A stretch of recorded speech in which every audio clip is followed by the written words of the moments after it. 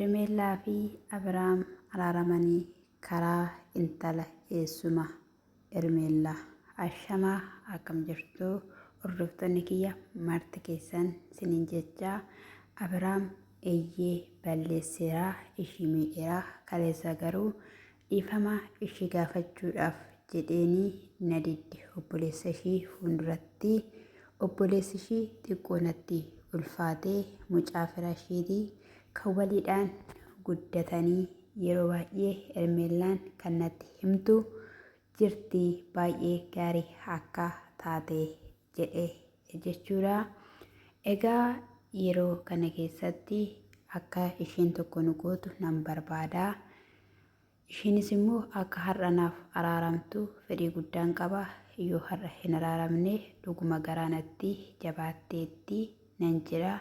Wanti hundumtiyyuu osoo har'a naa dhumate hawwii kiyyadha har'a darbuu hin qabu jedhee jechuudha. Gidduu kanatti egaa mucayyoon maqaan ishee Maartii jedhamti. Yeroo jalqabaadhaaf kan Abiraam faana wal argan jechuudha.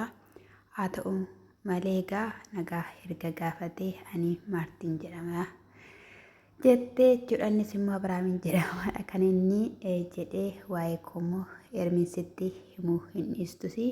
Viidiyoonis na argitaa kan inni jedheen jechuudha.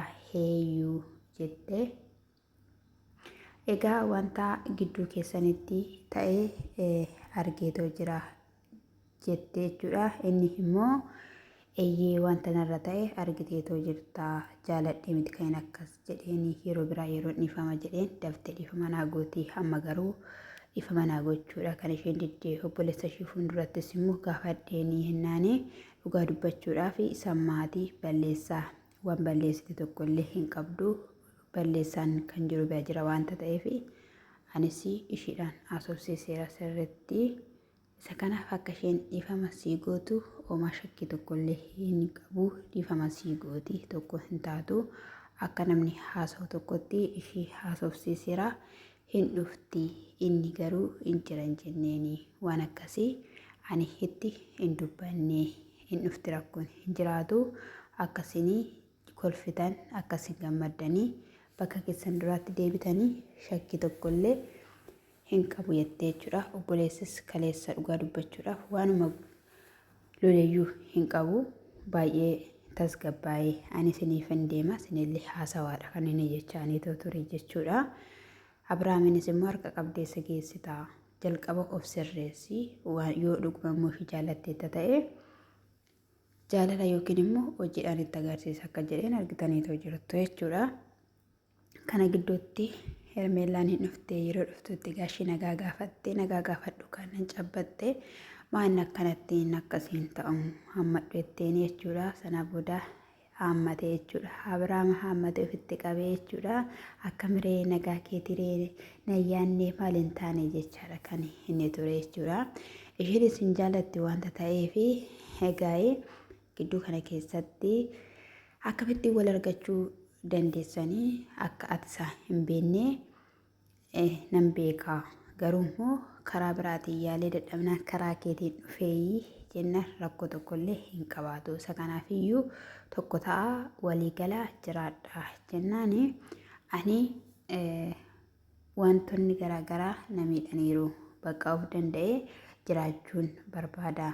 Garuu immoo lafanii isa yaadetti isa hin arganne jettee gaafa isheen dubbachuudhaaf jettee araaramuree jetteeni eeyyee araarame jetteen jechuudha. Yeroo kanatti dubbachuudhaaf kaatee jechuudha. Waan dubbachuudhaaf jetteetu jira jechuudha. Yeroo kanatti afaan ishee qabe jechuudha.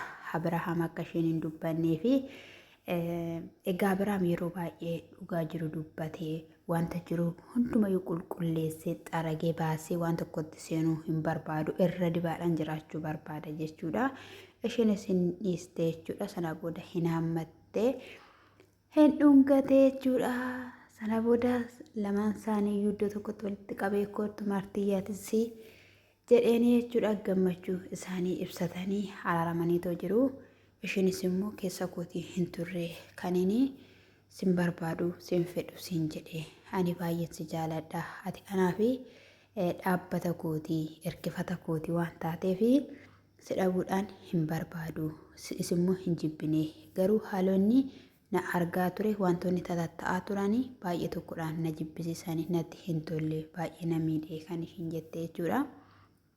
Yeroo kanatti akka kun hin taasifamne akka wanti kun lammata hin deebinee fi waadaa galtaa'ee jettee mucayyoon jechuudha. Harka fuuldura gaafa qabdu ilma namaa waan ta'eef dogoggoruu nan danda'a.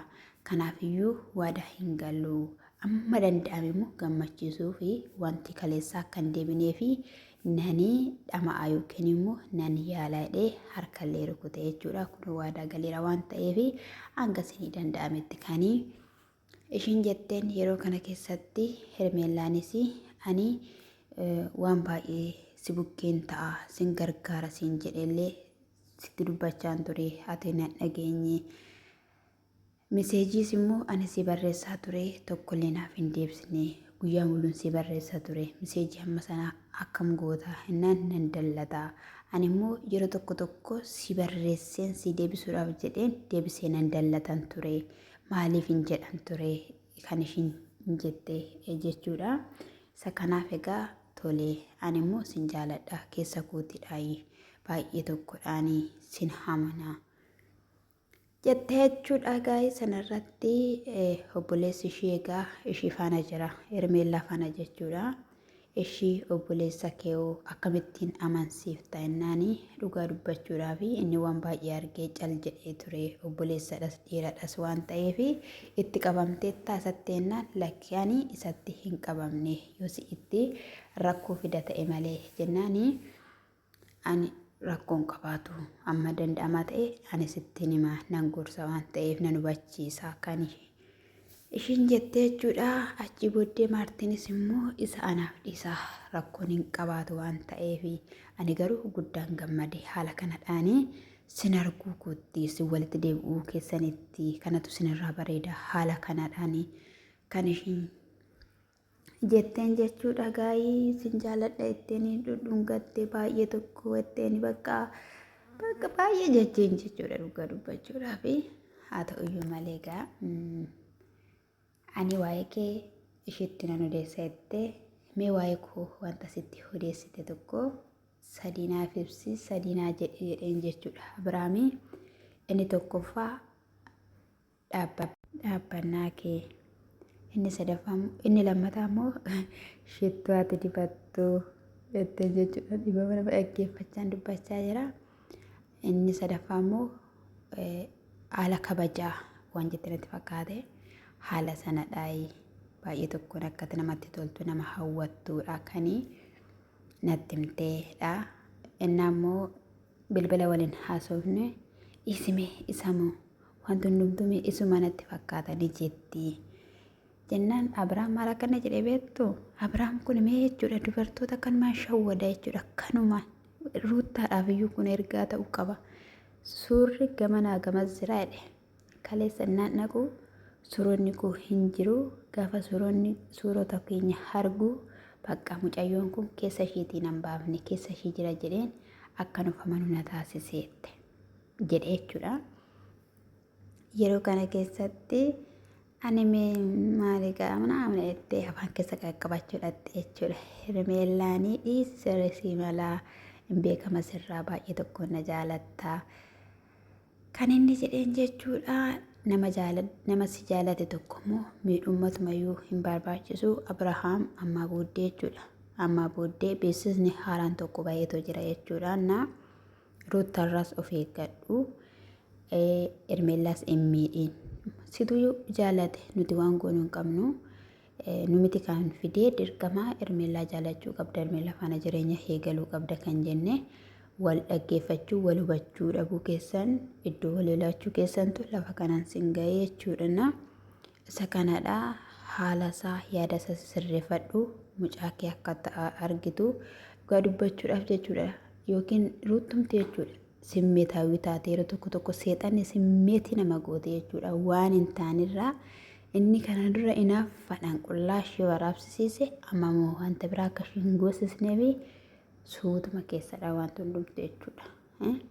isa dhugaadhaan nama jaalate isa dhugaan si faana tarkaanfadha jedhe immoo miidhuun isin barbaachisu hanga dhumatti si faana taasiin jettee jirti si gammachiisuun barbaada fataasi gochuun barbaada yeroo hunduma gaafa na bira dhuftu fuula kee guduunfitee akka ta'e dhuftu osoo hin taane fuula kee ibsitee akka ta'e na bira dhuftuun barbaada sin jettee jirti si faana taasiin jettee si bukkeen dhaabadha sin jettee ani hulee dhadhaabbata keeti sin jette bakka maal barbaaddaa kan akka kee immoo carroomeyyuu jira Abrahaam kan akka keeme dubarrattiidhaan jechuudha mee hanga si argine keessatti sin jaaladha si jedhu nu nagarre sin jaaladha si jedhu isaan garuu sin jaaladha jedhaniit tuutonni kun kaatanii dhufu jechuudha inna isa kana dhagaayii baay'ee tokko namatti tola jechuudha mucayyoollee galateeffatee oolmaan keenarra danuudha isa yaadde hundumatti isa karoorfatte hundumatti milkaa'ee jedheeni oolmaan keenarra danuudha oolmaa kanarra keeyyattee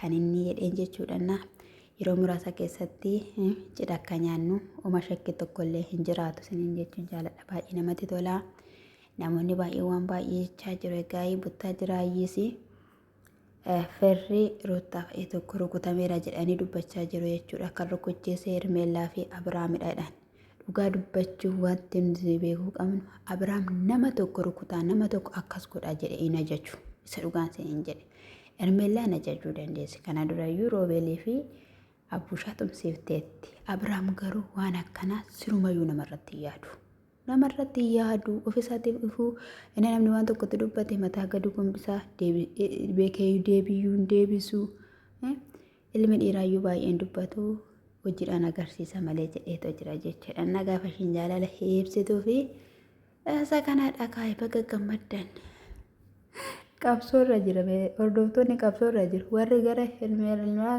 Hermeellaan jagnaa warri gara ruuttaan jagnaa jedhaa isinitti abba barbaadan deeggara